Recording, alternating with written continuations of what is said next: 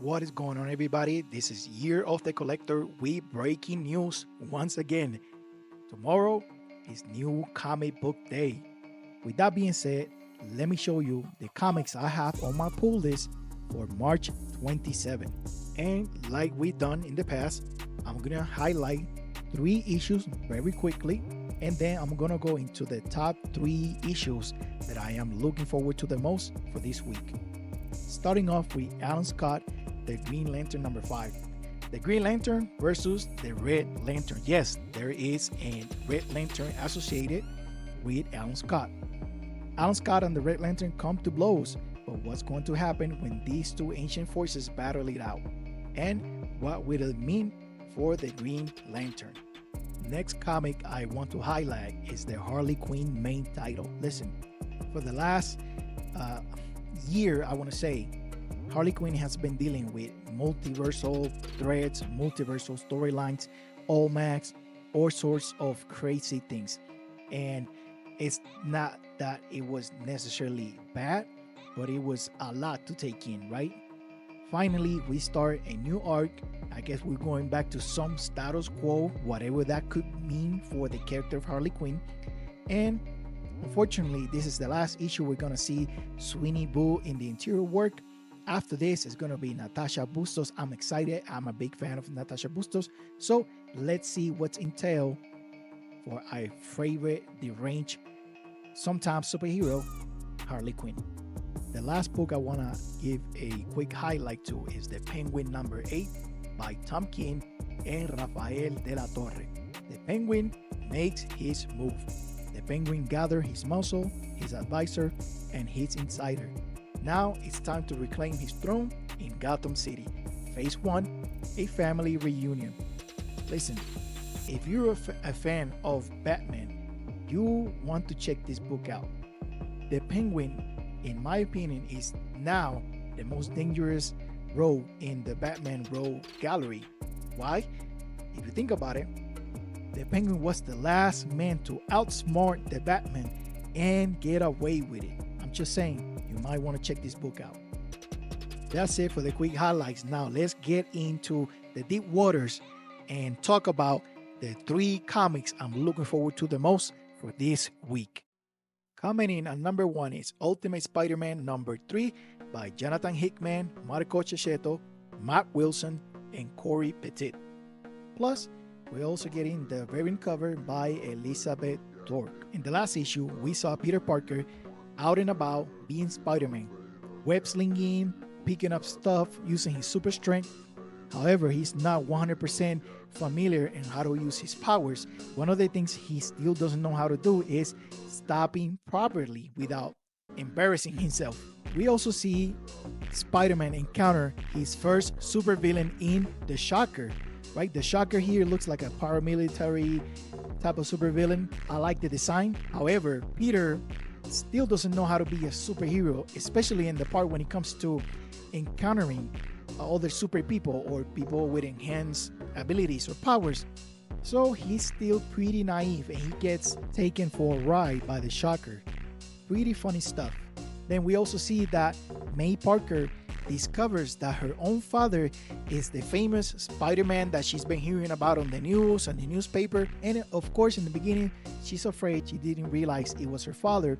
But once Peter takes off the mask and lets her know, now this is going to be their little secret. So I'm looking forward to the actual Parker family being involved in Spider-Man's businesses. Then we also learn that the Kingpin is not acting on his own accord as the crime lord or crime boss of New York. He's also taking orders by the members of the council of the makers, specifically Braddock in this case. And it looked like they are going to lend him who I believe is going to be Bullseye based on the art on the cover. Expect the Bullseye to encounter Spider-Man in issue number 3. I'm very excited and I'm looking forward to that.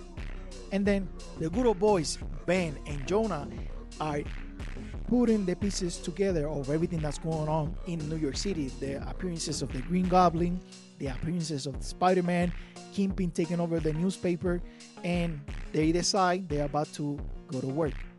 I'm excited to see these two. This friendship right here is the one thing I did not know I wanted from this book, and it's amazing. The second book that I want to talk about is Thunderbolts by Jackson Lanzing, Collin Kelly, and Geraldo Borges. And of course, shout out to Terry and Rachel Dodson for the beautiful covers for this run. In the last issue, the Thunderbolts intersected U.S. agent before he went out and executed his latest mission. They sent Shang-Chi, because he has all the patience in the world to talk to rude people. And we all know Walker is a very rude person. Shang-Chi tried to let him know that the mission that he was given was false. It was a lie, right? He was supposed to go and attack Dr. Doom. It was a false flag. And at the beginning, Walker, he's a soldier. He's trying to follow orders. He's not trying to hear no shenanigans from nobody. And that little conversation between Shang-Chi and Walker just went as best as you could hope for. So, of course, they ended up fighting. While this is happening, Corporal Ziller, U.S. agent's sidekick, gets activated by the Red Skull. Basically, he was a sleeper agent and he didn't even know it, right? I guess that's usually how sleeper agents work. The Thunderbolts were correct. This was a trap. They were supposed to go and do a mission, I'm guessing in Liberia, and the Red Skull was going to activate his sleeper agent in Corporal Ziller. Unfortunately, the activation is that Ziller gets turned into the American Kaiju and starts wreaking havoc in the city that they were at the time. They bring U.S. agent Walker to try to calm down Ziller as the Kaiju, but when that doesn't work, the military, they start sending fighter jets to attack him, and they start sending missiles and blowing him up, and that's not really working. So between the revolution, because that's Bucky's new name and I'm rolling with it, between Shang-Chi and the revolution, they decide to go with the last resort, which is basically giving these gauntlets to Bucky. And what does the gauntlets do? Well, they turn him into a kaiju as well, because why the hell not? Okay, let's do a kaiju fight in American comics, all right, with American characters. Sure, let's roll with it. And this is amazing. The Revolution Kaiju is fighting the American Kaiju all over the city. And of course, Bucky gets a leg up on Ziller. And before he kills him, because somebody screaming in his ear to kill him, he remembers his days with Steve Rogers. And then all of a sudden, he gets hit in the face by a shield. And when he looks down, it's Walker.